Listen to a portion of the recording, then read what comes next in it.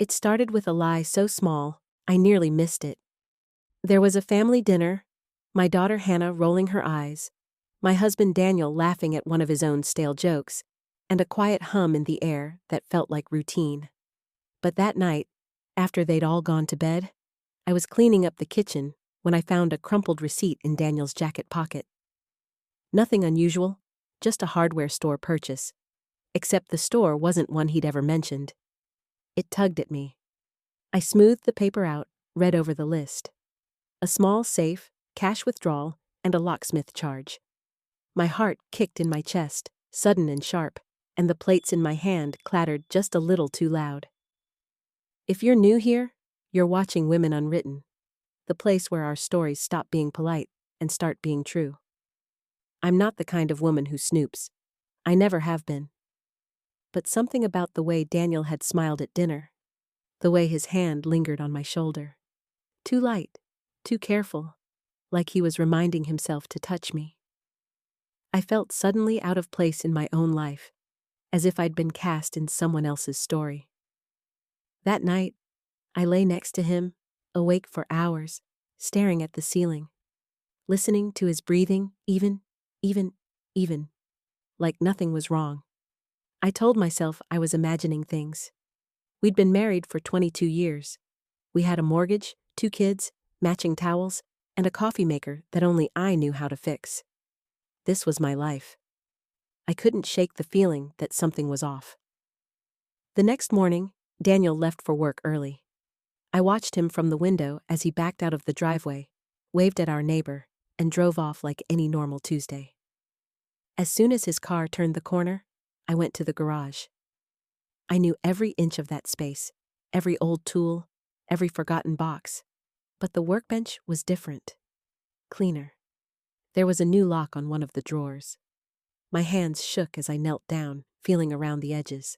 I remembered the receipt, the mention of a safe, and the numbers written in Daniel's handwriting on a sticky note tucked in his wallet. I'd noticed it the week before, half-heartedly, assuming it was for the alarm. I tried the numbers on the new lock. My fingers fumbled, but the mechanism clicked, and the drawer slid open with a shudder. Inside was a metal box, heavy and cold. I pulled it out, my heart thumping so loudly I thought I'd faint. There was a key taped underneath the drawer. I took it, fitted into the box, and turned. The lid sprang open. Inside, nestled between old family photos and a watch I'd never seen, was a birth certificate. The paper was crisp, official, embossed with a seal. My eyes scanned the text, searching for Daniel's name. Instead, I saw my own face staring up from an attached photo, but the name was different. Olivia Jane Harper. My stomach dropped. That wasn't my name. That wasn't me. I sat back on my heels, the garage spinning around me. I heard a car door slam. Too soon? Daniel couldn't be home already. I shoved everything back into the drawer, locked it, and stumbled inside. You're watching Women Unwritten. Tap like and subscribe so more voices get heard. All day, I couldn't focus. The words on that certificate burned behind my eyelids. I looked at old photos, tried to remember if there was ever a time I'd been called Olivia, or Harper, or anything but Elaine. Nothing. I texted Daniel, asked if he wanted to meet for lunch. He said he was too busy, maybe tomorrow. I watched him that night, watched the way he carefully avoided my eyes, the way he asked about Hannah's grades and our son Jake's college search, as if nothing had changed. I waited 3 days before I brought it up. We were alone in the kitchen, the kids upstairs, dishes drying in the rack. I said, Daniel, I found something in the garage. Something you didn't tell me about. His face froze for a split second, then smoothed over. What do you mean? He asked. I held his gaze. The safe, the certificate. Who is Olivia Harper? He went pale, his hand tightening around a mug. For a moment, I thought he'd lie. But he set the mug down, leaned against the counter, and closed his eyes. He told me it was nothing, a mistake, an old friend's document he was keeping safe. I didn't believe him. I could feel the truth straining beneath his words, pressing against the silence between us. He left the room before I could say anything else. That night, I searched the house. I went through his drawers, his files, every place I could think of.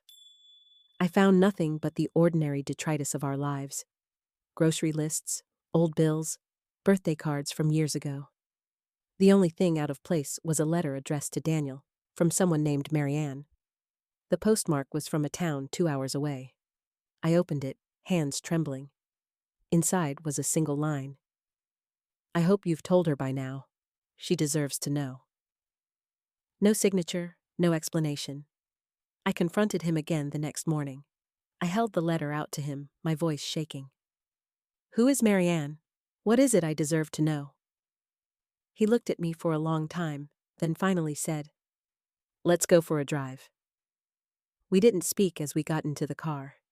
He took us out of town, down winding roads lined with trees just starting to turn gold for autumn. The silence was thick, pressing in on me, making it hard to breathe. Finally, he pulled over at an old park we used to visit when the kids were small. He stared out the window, then said, "There are things I never told you, things I thought I could bury." He told me about a life before me, before Elaine. A life where he'd loved someone else, someone named Olivia. He'd changed his name, started over, tried to forget. The certificate was hers. He kept it as a reminder, or maybe as a penance. I felt like I'd been punched. "Why hide this from me?" I asked. He didn't answer. We sat in silence until the sun dipped behind the trees, shadows stretching long across the grass. I thought of every moment we'd shared, every secret look, every inside joke, and wondered how much of it was real. When we got home, I couldn't sleep. I sat in the dark, replaying everything he'd said. My mind kept circling back to that name, Olivia Harper, and the way the photo looked so much like me. The next day, after Daniel left for work, I called the county clerk's office. I asked about Olivia Harper. The woman on the phone was polite, efficient. She told me the certificate was real, issued 24 years ago. I asked for more details, but she said that was all she could give me. That night, Daniel came home late. He smelled like whiskey, his eyes red. He said nothing as he went upstairs, nothing as he brushed past me in the hallway. I felt invisible, erased. I sat on the stairs, listening to the house settle around me, trying to remember who I was before all of this. The next morning, I woke up to a note on the kitchen table. "Gone to clear my head. Don't wait up." No explanation, no apology. Days passed. I went through the motions, work, laundry, dinner with the kids, but everything felt wrong. I kept thinking about Marianne's letter, about the certificate, about the way Daniel's hands shook when he talked about the past. I started to wonder if there was more he wasn't telling me. I started to wonder if I'd ever really known him at all. A week later, Marianne called. Her voice was soft, hesitant. She said, "I'm sorry. I never meant to hurt you." I didn't know what to say. She told me she'd been Daniel's friend for years, that she'd tried to convince him to tell me the truth. She said Olivia Harper had disappeared, that Daniel had tried to save her, but couldn't. She said Daniel had carried that guilt ever since, that he'd changed his name to escape the past. I hung up, my mind spinning. Was I living with a stranger? Was my entire marriage built on a lie?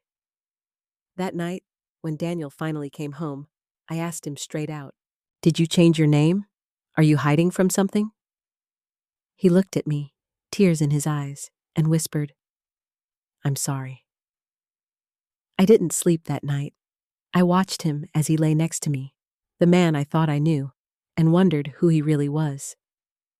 The next morning, I packed a bag. I left a note on the counter. "I need time." I drove to the coast, checked into a motel, and stared at the ocean for hours. I tried to make sense of everything, the secrets, the lies, the years I'd spent loving a man who wasn't who he said he was. But the ocean didn't give me answers. It just kept moving, relentless, indifferent. I sat on the beach, sand in my shoes, and realized I had a choice. I could go back, pretend nothing had changed, let the secrets rot inside me. Or I could face the truth, no matter how much it hurt. When I finally went home, Daniel was waiting. He looked exhausted, broken. He said, "I want to tell you everything." And for the first time, I believed him. He sat across from me at the kitchen table, the same place where we'd celebrated birthdays and argued over bills. His hands were folded, his eyes red-rimmed but clear, and for the first time in weeks, I saw the man I married, or at least the pieces of him I still recognized. He started slowly, as if searching for the right entry point into a story that had been locked away for too long. He told me his name had once been David Harper, not Daniel. He'd grown up in a small town upstate, a place where everyone knew everyone else's secrets, or thought they did. Olivia was his fiancée. She disappeared one night, leaving behind only a note. "I need to find myself. Don't look for me." The police questioned him for days, then weeks. He was never charged, but suspicion clung to him like a stain he couldn't scrub out. The town turned cold. Friends stopped calling. He moved away, changed his name, tried to build a new life as Daniel Matthews.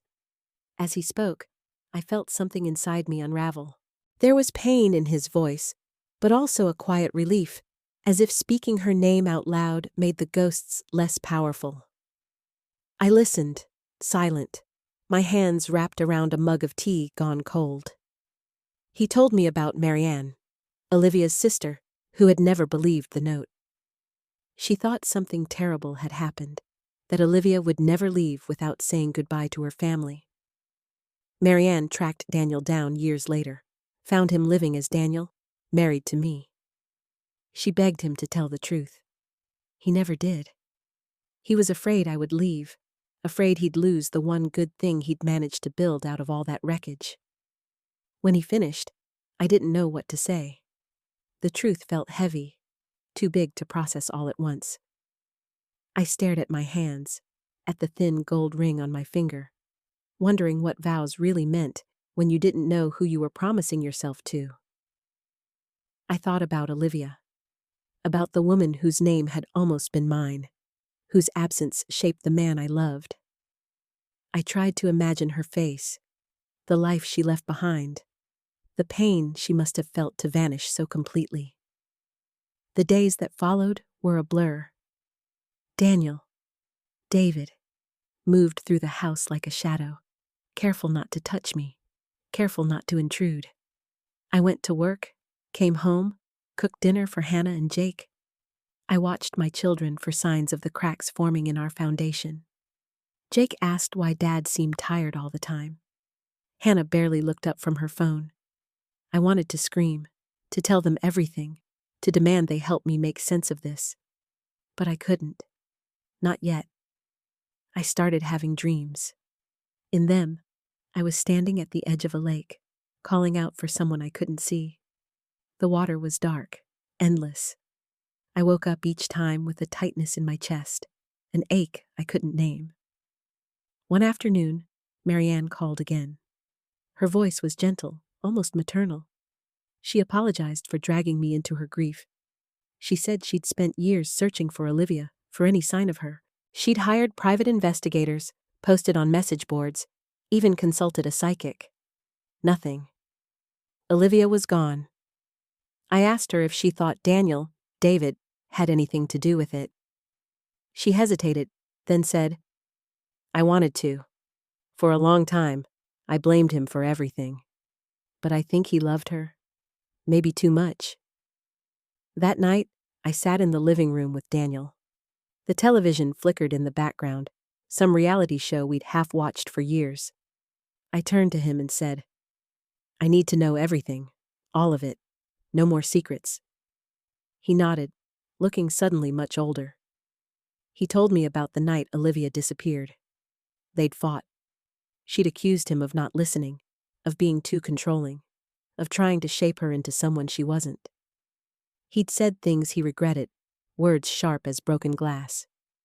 She stormed out, slamming the door behind her.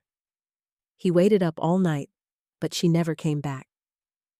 In the morning, the note was on the kitchen table. He searched everywhere, called everyone. The police found her car abandoned by the highway, but nothing else. Eventually, they stopped looking. I asked him why he never told me.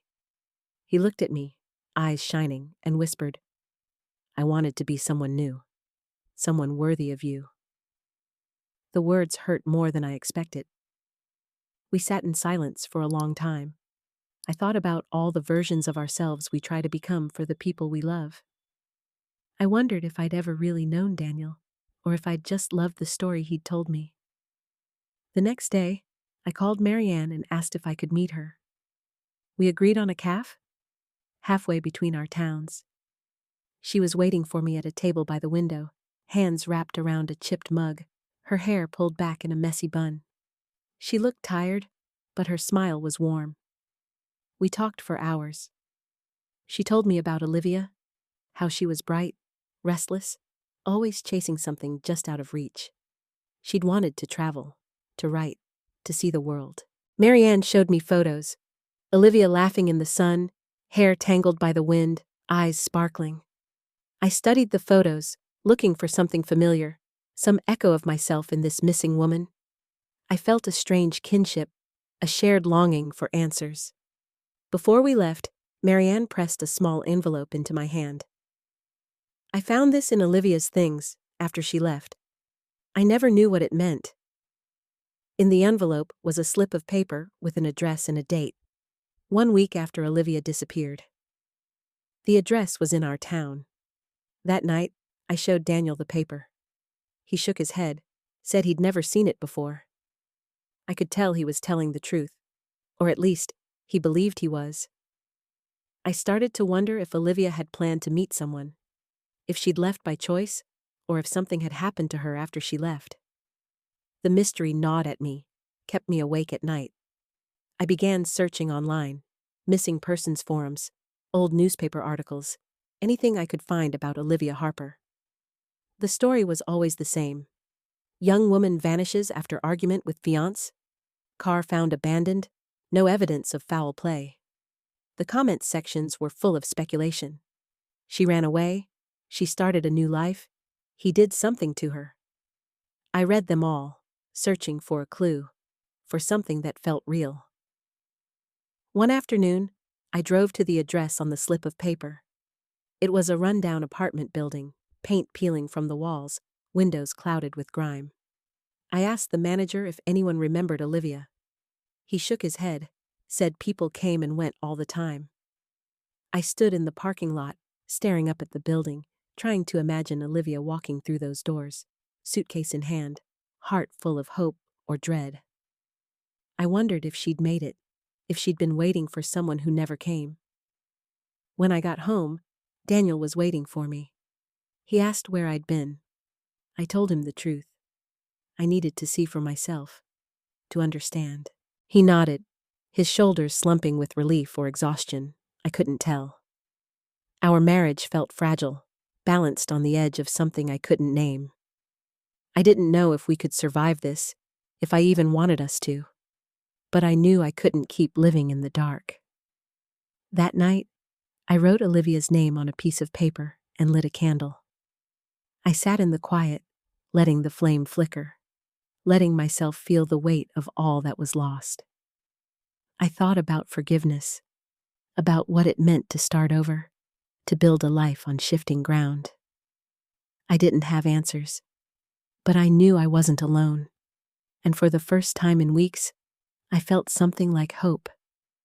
The days blurred together after that, a strange combination of numbness and hyper-awareness, as if every little detail of my life had become charged with a new, uncertain electricity.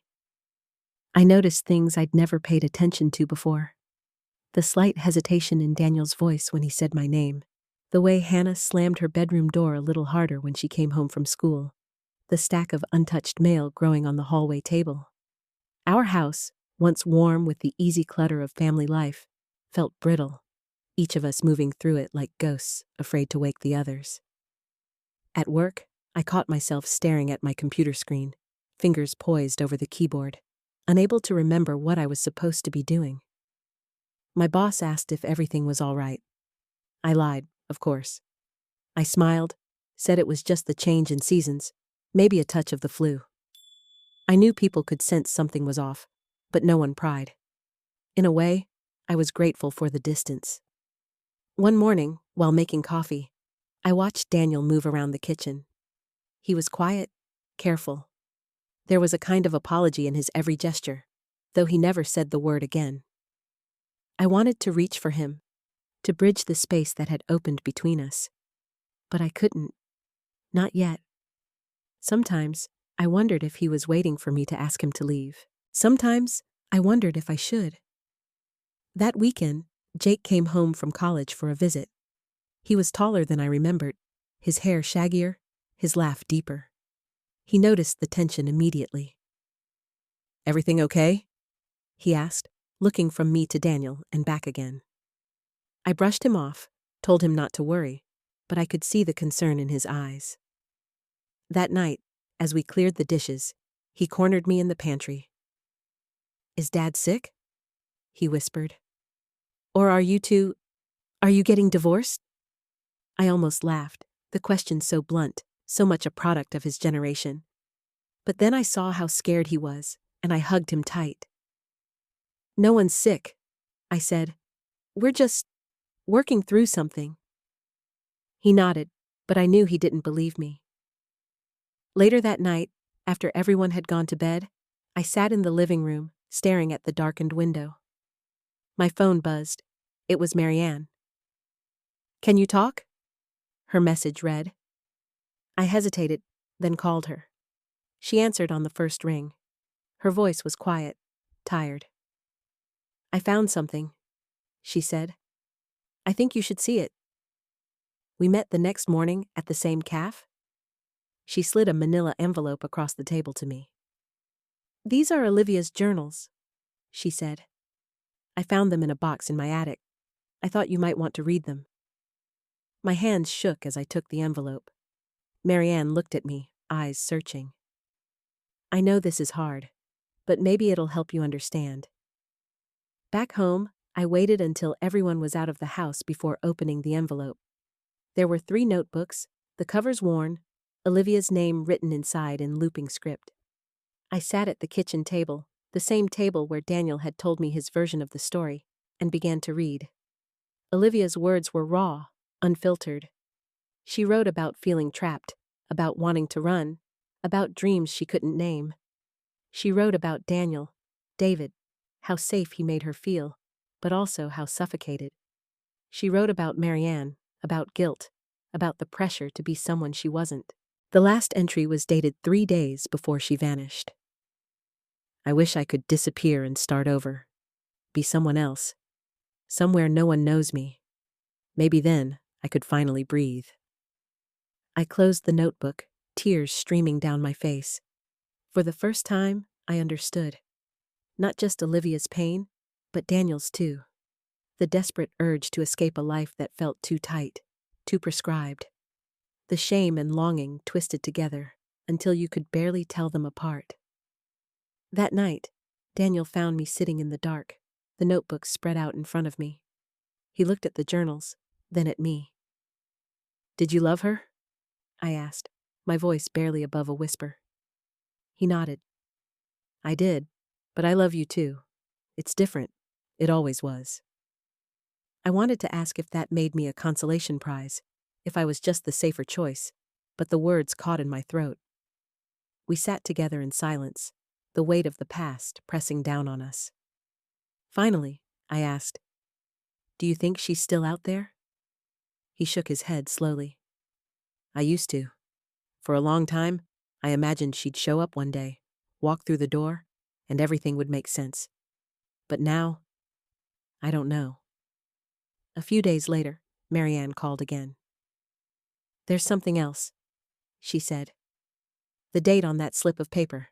The address. I did some digging. There was a report of a woman fitting Olivia's description at a bus station near there. She bought a ticket, but no one knows where she went. My mind raced with possibilities. Had Olivia truly disappeared by choice?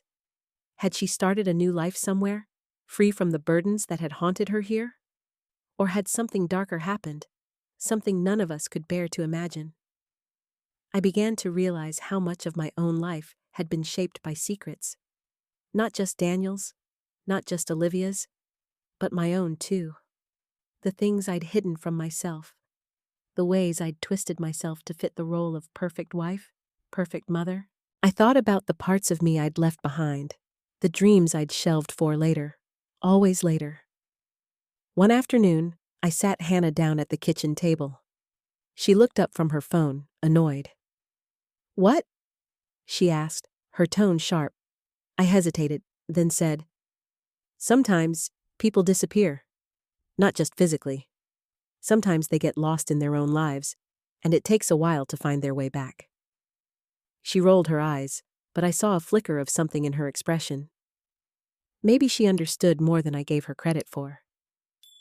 That evening, Daniel cooked dinner, a rare event, usually reserved for holidays or apologies. He made spaghetti, his mother's recipe, the sauce simmering all afternoon. The house filled with the smell of garlic and tomatoes, and for a moment, I let myself believe we could be normal again. We ate together, the four of us, laughter bubbling up in strange, unexpected bursts. For the first time in weeks, I didn't feel like a stranger in my own home. After dinner, Daniel and I sat on the porch, watching the sky turn pink and gold. He reached for my hand, tentative. "I don't know how to fix this," he said. I squeezed his fingers. "Maybe it's not about fixing," I said quietly. "Maybe it's about accepting that some things can't be made whole. Maybe we just learn to live with the cracks." We watched the sun slip below the horizon, the sky bruising into twilight. I thought about Olivia, wherever she was, or wasn't, and wondered if she'd found the peace she was looking for. I thought about Marianne, about the years she'd spent searching for her sister, and the quiet strength it took to keep hoping. I thought about myself, about the woman I used to be, and the woman I was becoming. That night, I slept deeply for the first time in months.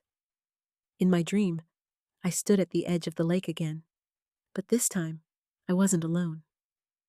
Hannah was beside me, her hand in mine. We called out together, our voices echoing across the water. And even though no one answered, I didn't feel afraid. I felt strong. In the morning, I woke to birdsong and the sound of Daniel humming in the kitchen. The world felt changed, somehow. Fragile, yes, but also full of possibility. For the first time, I let myself imagine a future that wasn't defined by secrets, but by the courage it took to face them. I got up, made coffee, and joined him in the kitchen.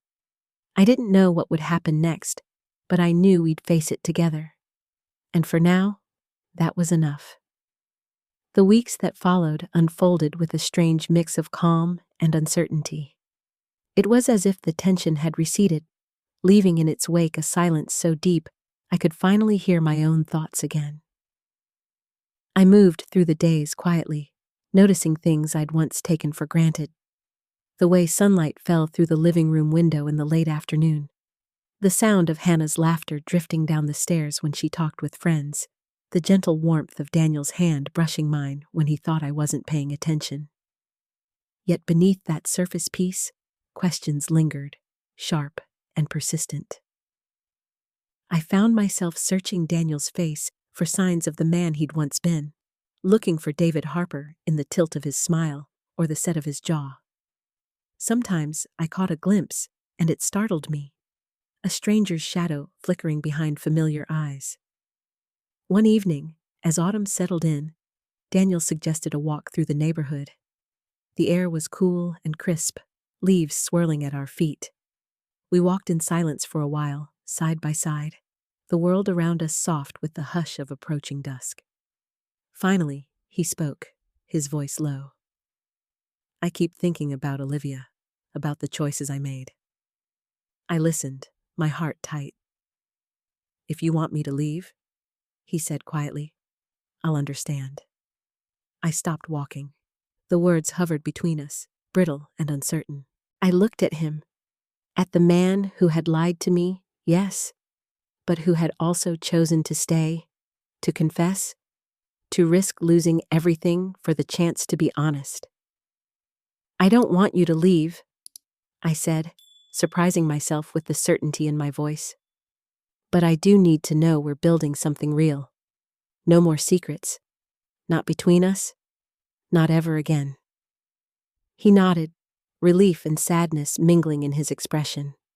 For a long time, we just stood there, the world moving quietly around us, the past settling like dust at our feet. That weekend, Marianne invited me to visit. I drove out to her small house in the country, the landscape painted gold and red with falling leaves. She greeted me at the door with a warm hug, her presence grounding, steady.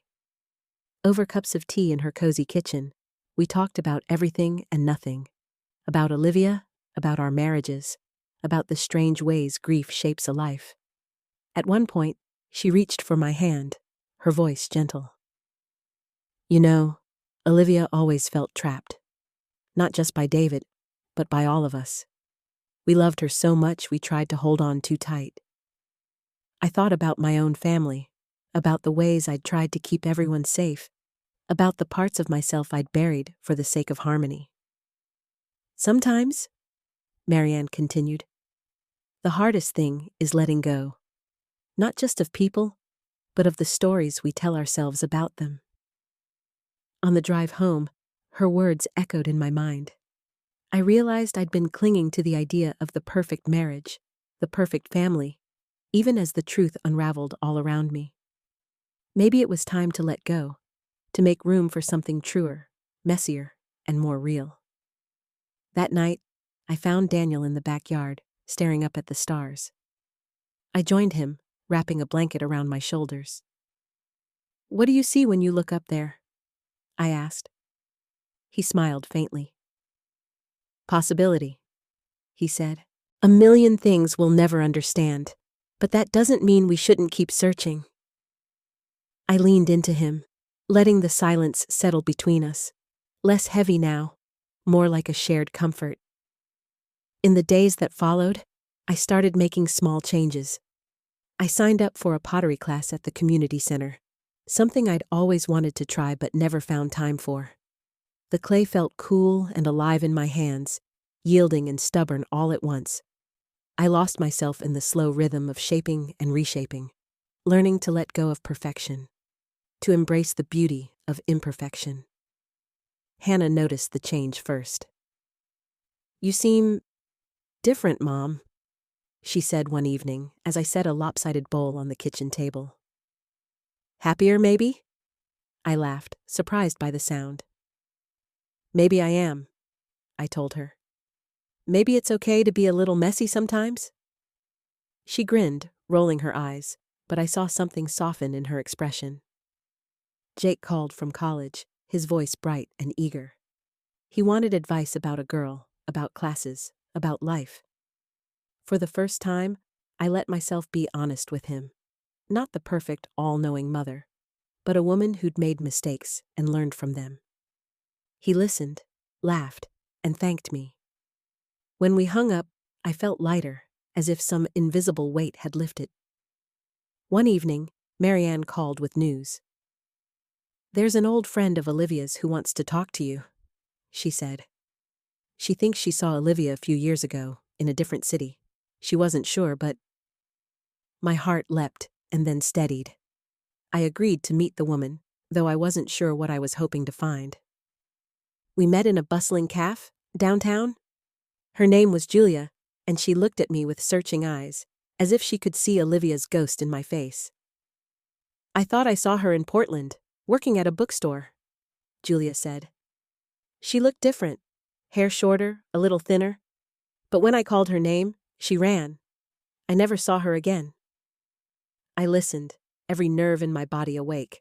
Maybe she wanted to be lost, Julia continued softly. Some people do. Sometimes, it's the only way they can survive. On the drive home, I felt a strange peace. Maybe Olivia had chosen her own path, hard as it was for the rest of us to accept. Maybe not every story needed a neat ending. As the holidays approached, our family found a new rhythm. Daniel and I went to counseling, sometimes together, sometimes separately. We learned how to listen, really listen, even when it hurt. There were fights, sharp words, slammed doors, old wounds surfacing when we least expected them. But there was laughter too, and small, hard-won moments of tenderness that felt more precious than ever. One night, after a long day, I found Daniel in the kitchen, his hands deep in soapy water. "Remember when we used to dream about running away together?" he asked, smiling shyly. I nodded, the memory bittersweet. "Maybe we don't need to run," I said. "Maybe we just need to stay, to face what's here, together." He dried his hands, took me in his arms, and for a moment, the world narrowed to just us. Two imperfect people trying, failing, and trying again. In the quiet that followed, I realized I no longer needed all the answers. I didn't need to know where Olivia was, or what might have been. I only needed to know who I was, and who I wanted to become. The rest, I decided, could remain unwritten. A mystery, a possibility, a hope. With winter settling in, our home grew softer around the edges. I watched snow gather on the windowsill, listened to the hush of the world outside, and felt a quiet strength building in my chest. For the first time in a long time, I believed we would be okay. Not because our story was perfect, but because we were brave enough to keep writing it, one day at a time. It was a gray morning when I realized how much the air had changed between us. The silence wasn't threatening anymore. It was full of new understanding, an unspoken agreement that we were both allowed to breathe again. Daniel lingered over his coffee, reading the paper in a way that felt almost old-fashioned, and I found myself watching him, searching for traces of David, or even Olivia, but seeing only the man who had chosen to stay and rebuild with me. The past felt less like a shadow now, and more like a distant ache, something we could acknowledge without letting it control us.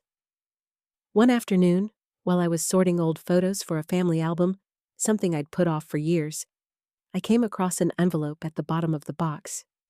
It was sealed and unmarked, the paper yellowed at the edges. For a moment, I hesitated. I thought about tossing it aside, but curiosity tugged at me. When I opened it, I found a faded Polaroid of Daniel and a woman I knew instantly was Olivia. They were young, laughing, arms thrown around each other, the world behind them nothing but a blur. There was a note written on the back in Olivia's neat hand. "To new beginnings. Love always, oh." My breath caught. I turned the photo over and over in my hands. I wondered if Daniel had hidden it, or simply forgotten it existed. I slipped it back into the envelope and tucked it into my nightstand drawer, unsure if I would ever mention it. Some pieces of the past, I realized, belonged only to those who had lived them. The next evening, Hannah was in the kitchen with me, scrolling through her phone, only half listening as I tried to make conversation. I asked if she'd like to help with dinner, and to my surprise, she agreed. As we chopped vegetables together, she glanced at me and asked, "Did you and Dad ever fight? Like, really fight?" Her question startled me. I paused, setting my knife aside. "Of course we did," I said. "Sometimes about big things, sometimes about nothing at all." She considered that for a moment, then said, "I always thought you were, I don't know, perfect together." There was a challenge in her voice, as if she wanted me to admit the cracks. I took a breath and told her honestly that sometimes loving someone means facing the ugliest parts of yourself and of them too. That people make mistakes, sometimes big ones, and forgiveness isn't always easy or quick. She didn't say much, but her silence felt different, more open, less guarded. Maybe she saw me a little more clearly, as someone flawed, but still trying. That night, Daniel came to bed late. He lay beside me in the dark, and after a long silence, he whispered, "Thank you for staying." I turned toward him, resting my head on his chest, feeling the steady beat of his heart. "I stayed because I wanted to," I said quietly. "But I need you to stay too. Fully. No more running, even in your mind." He promised, and I wanted to believe him. I needed to believe that even broken trust could heal, given enough time and honesty. The next day, Marianne called again. Her voice was lighter than before, almost hopeful. "I had another letter from someone who thinks they saw Olivia. This time in Santa Fe. It's probably nothing, but—" She trailed off, her hope and exhaustion twined together. I listened, offering comfort without promises. I understood now how hope could become its own kind of burden, how it kept you tethered to the past. At work, I found myself confiding in a colleague, a woman named Grace, who had always seemed to sense when something was wrong. Over lunch, I told her a sanitized version of the truth, that my husband had kept secrets, that I was learning to forgive. She squeezed my hand and said, "People think forgiveness is a single act, but really, it's a practice. Some days you do it well, some days you don't." Her words settled into me, gentle and true. As the weeks slipped by, our family grew closer, almost in spite of itself. Hannah started coming out of her room more often. Jake called just to talk, not just when he needed something. Daniel began telling me stories from his childhood. His real childhood, the one I'd never heard about before. He told me about his mother's laugh, his father's temper, the dog he'd loved and lost. I realized how much of him I'd never known, and how much more there still was to learn. The pottery class became my sanctuary. There was something healing about the mess, the imperfection, the act of creating something new from a lump of clay. I found myself smiling more, laughing at my own mistakes, letting go of the need to control every outcome. My teacher, an older woman with silver hair and paint-stained hands, told me, "Sometimes the cracks are the best part. They let the light in." I thought about that a lot. One Saturday, Daniel surprised me with tickets to a concert, just the two of us, like we hadn't done in years. The music was loud and joyful, the kind that made your heart beat in time with the drums. We danced, clumsy and laughing, surrounded by strangers. For a moment, it felt like we were young again, untouched by the years and the secrets and the grief. On the drive home, Daniel reached for my hand. "I'm not afraid anymore," he said softly. "I want to be here, with you, for all of it, even the hard parts." I squeezed his hand, feeling tears prick my eyes, not from sadness, but from a kind of gratitude I hadn't known I could feel again. Yet there were still nights when the doubts crept in, when I wondered if trust, once shattered, could ever be fully repaired. When the memory of that birth certificate, of Olivia's name and face, pressed into my mind like a bruise. On those nights, I reminded myself of the choice I'd made, to stay, to try, to love in spite of uncertainty. The holidays came, and our home filled with light and noise. We decorated the tree together, laughing at old ornaments, sharing stories. Daniel gave me a small, misshapen bowl he'd made in my pottery class, glazed in my favorite color. "For new beginnings," he said, echoing the words I'd read on Olivia's photo.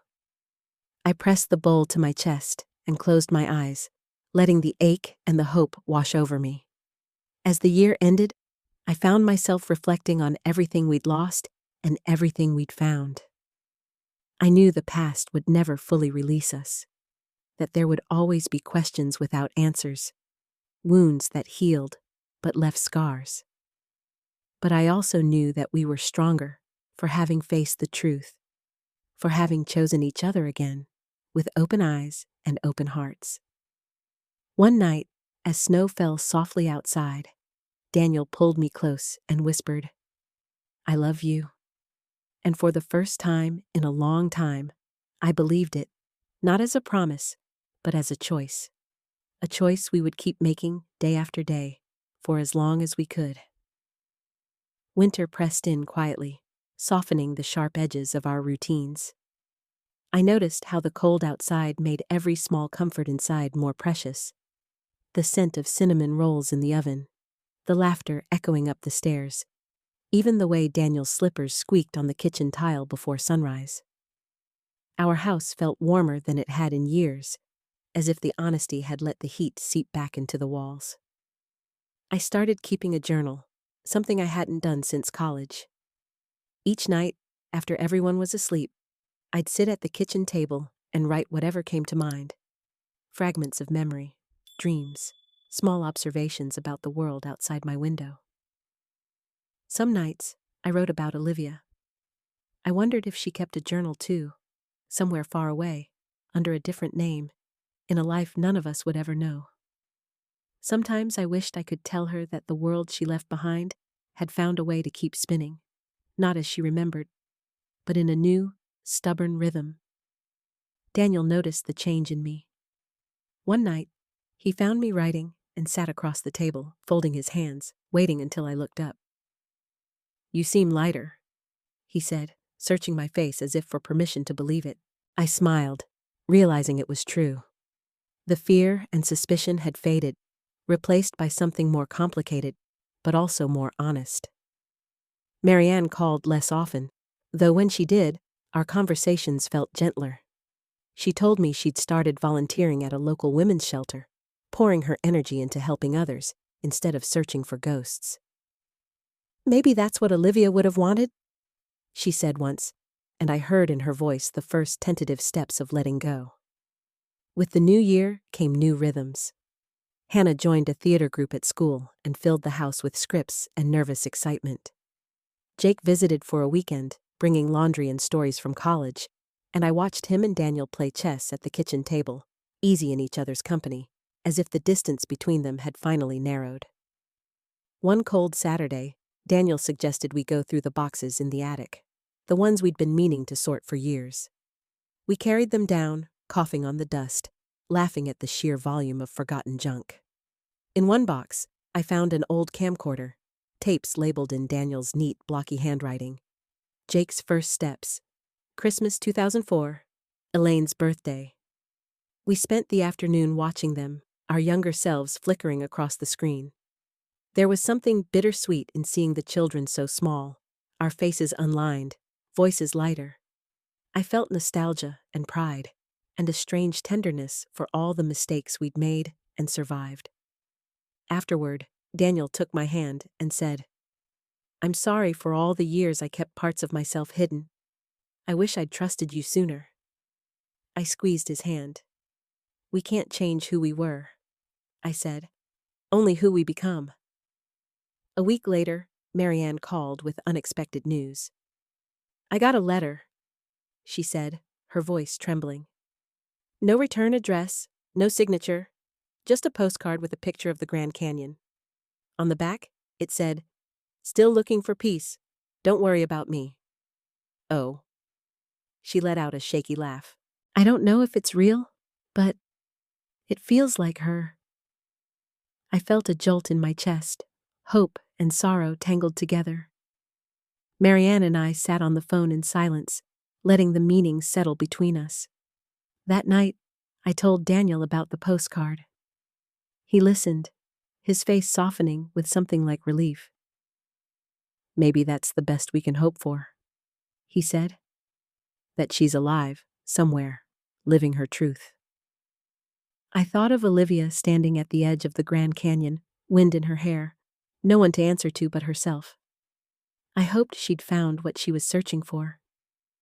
The next day, I walked through our neighborhood, the cold air biting at my cheeks, and realized how much I'd changed. I no longer felt defined by what I didn't know, or by the secrets I hadn't chosen. Instead, I felt a sense of quiet pride in how I'd survived, how we'd all survived, and in the life we were building, imperfect and incomplete, but real. At work, Grace noticed the difference. Over lunch, she smiled and said, "You look like someone who's made peace with something big." I laughed, and for once, didn't feel the need to explain.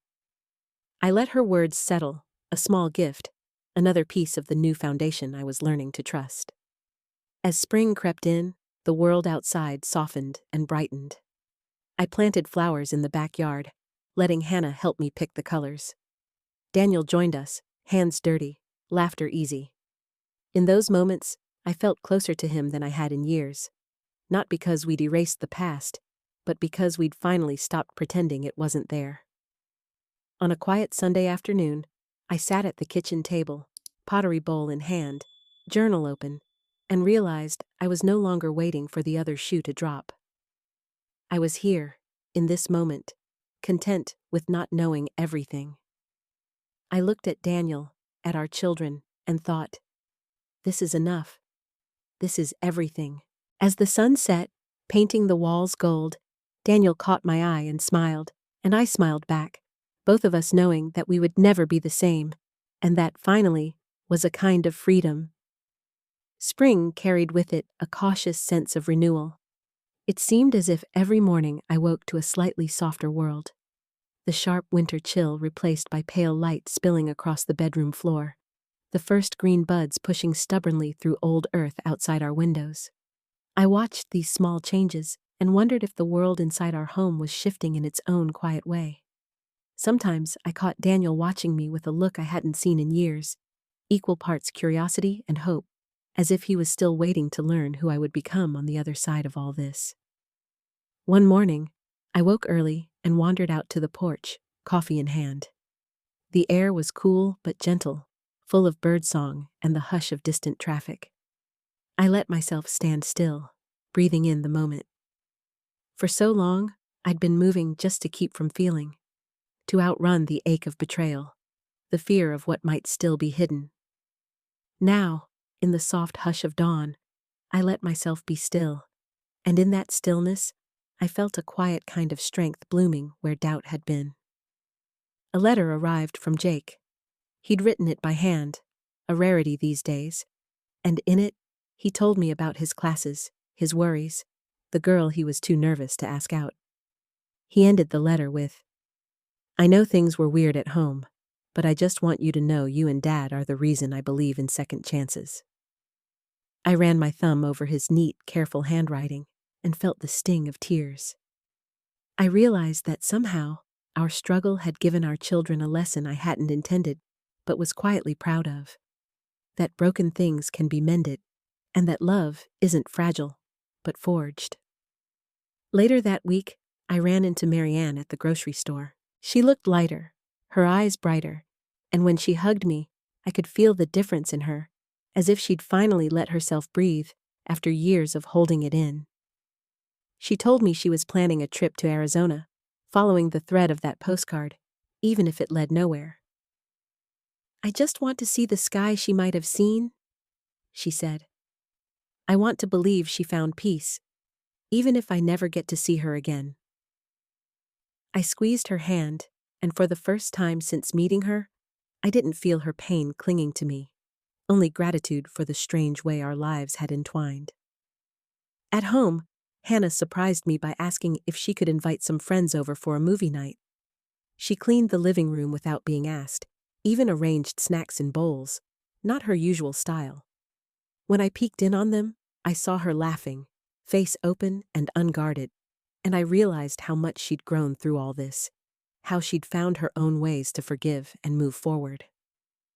After her friends left, she sat at the kitchen counter, picking at popcorn, and asked, "Are you and Dad happy now?"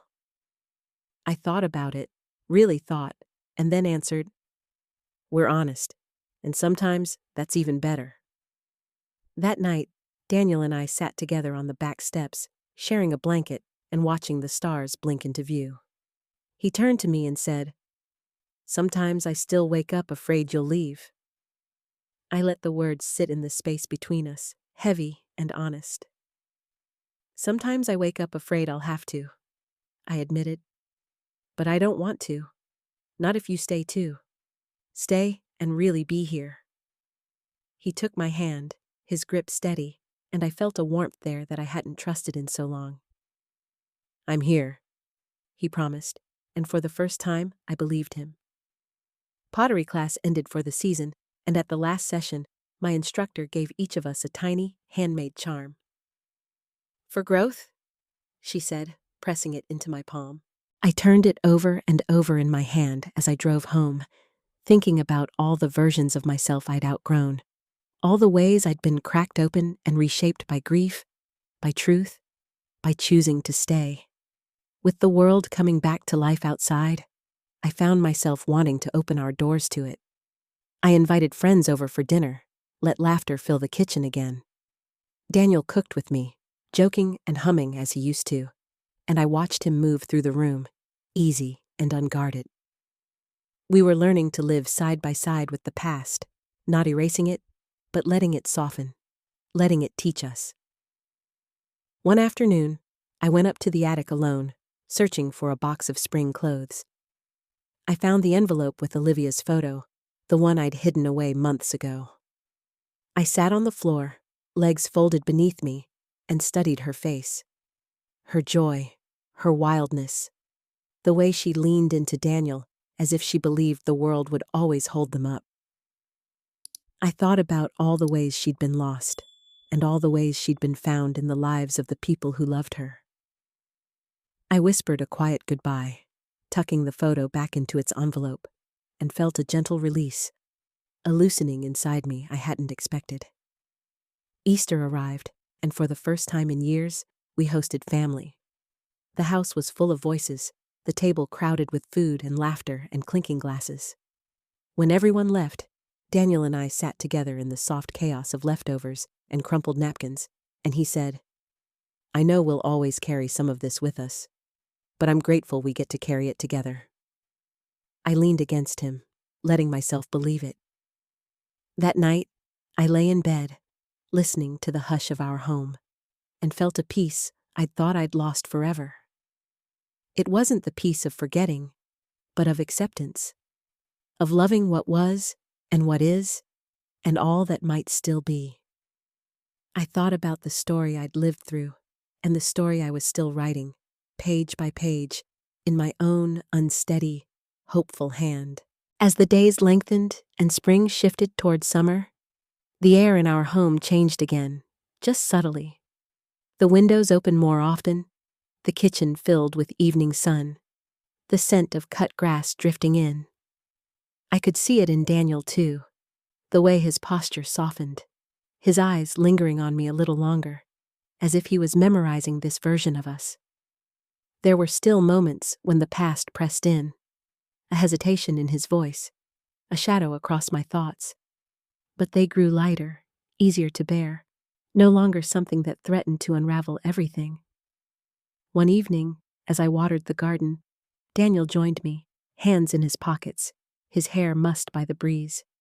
He watched me for a moment before saying, "Do you ever regret staying?" The question caught me off guard, but I didn't flinch. I set down the watering can and looked at him, really looked. "Sometimes I wonder what life would have been if things were simpler," I said.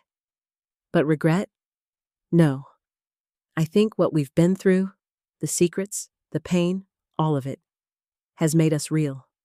I wouldn't trade that for anything false."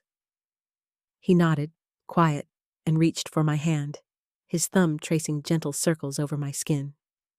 We stood there together, the garden blooming at our feet, and I realized how far we'd come. Not back to what we were, but forward into something deeper, more honest. There was a different kind of love here now, one that had been tested and remade. I knew we would carry the scars, but I also knew they would not define us. The kids noticed too. Hannah started bringing friends home more often, her laughter ringing through the house, no longer edged with caution. Jake visited for a long weekend, and one night he found me reading in the living room. He sat next to me, quiet for a moment, then asked, "You okay, Mom? Really okay?" I closed my book, smiled, and said, "I am. I think I finally am." He hugged me, tighter than he had in years, and I felt something settle in me. Forgiveness, maybe, or just relief. Marianne sent a postcard from Arizona. On the front was a picture of the red rocks, and on the back, a single sentence. "The sky is so big here, I think she'd have loved it. I pinned it to the fridge, next to grocery lists and Hannah's old report cards, a small marker of how far all of us had traveled. Summer brought cookouts and late-night walks, music drifting through open windows, the ordinary magic of ordinary days. Daniel and I fell into a new rhythm, one that left room for silence and for laughter, for difficult conversations, and for comfortable, companionable quiet. Sometimes, when the house was still and the world outside hummed with distant thunder, I let myself remember all the versions of us that had existed. The naive newlyweds, the young parents, the strangers after the secret, the survivors rebuilding. I grieved them all, but I loved who we were now more than any memory. One evening, I found the small pottery bowl Daniel had made me, still sitting on my nightstand. I traced my finger along its crooked edge and thought about all the cracks in my life, all the places where things had broken and been mended.